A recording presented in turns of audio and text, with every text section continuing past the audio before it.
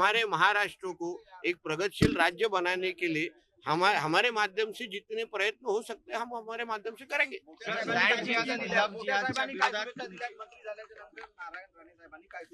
शुभेच्छा नाही, फार मोठं असं मला नियम आणि काही खूप गोष्टी सांगितलेल्या आहेत, त्याचा अभ्यास आज सकाळी 6 वाजल्यापासून करतो आहे। तुमच्यासाठी मोठे साहेब असले तरी पण आमच्या शाळेचे प्रिन्सिपल आहेत आणि म्हणून प्रिन्सिपलांकडून एक मोठी यादी आलेली आहे। आणि आमदार जेव्हा झालो तेव्हाही पहिल्यांदा फार मोठी यादी आलेली की कसं नियम कायदे परंपरा प्रथा परंपरा काय असतात। आता रूल्स ऑफ बिझनेस आणि असंख्य विषयाबद्दल आज सकाळपासूनच चर्चा सुरू झालेली आहे। आता टप्प्याटप्प्याने तुम्हाला त्याचं प्रतिबिंब माझ्या कामामध्ये दिसेल।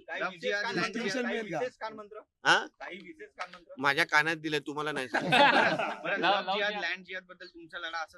निश्चित पद्धतीने लव जिहादच्या संदर्भात धर्मांतर विरोधी कायदा आमच्या या 5 वर्षाच्या कारकिर्दीचा आम्ही आमच्या मॅनिफेस्टोमध्ये दिलेला आहे, जाहीरनाम्यामध्ये दिलेला आहे। भारतीय जनता पक्षाने जेव्हा जेव्हा जाहीरनाम्यामध्ये काही उल्लेख केलेला आहे तो शब्द पूर्ण केलेला आहे। उदाहरण 370चा शब्द दिला, राम मंदिरचा शब्द दिला, जे वाक्य आम्ही आमच्या जाहीरनाम्यामध्ये देतो ते आम्ही पूर्ण करतो। आमच्या जाहीरनाम्यामध्ये आम्ही शब्द दिलेला आहे की आम्ही राज्यामध्ये एक सक्षम आणि मजबूत असा धर्मांतर विरोधी कायदा आणणार।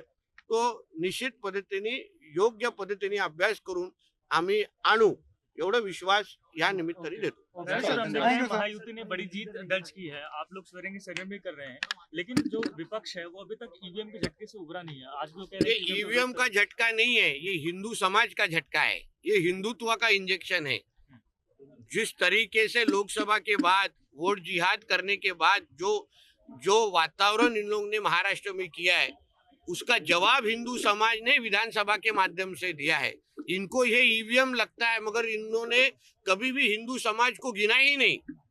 इनको फतवा में इनको इतना इनका वक्त गया है, इनको कभी भगवा का महत्व ही समझा नहीं।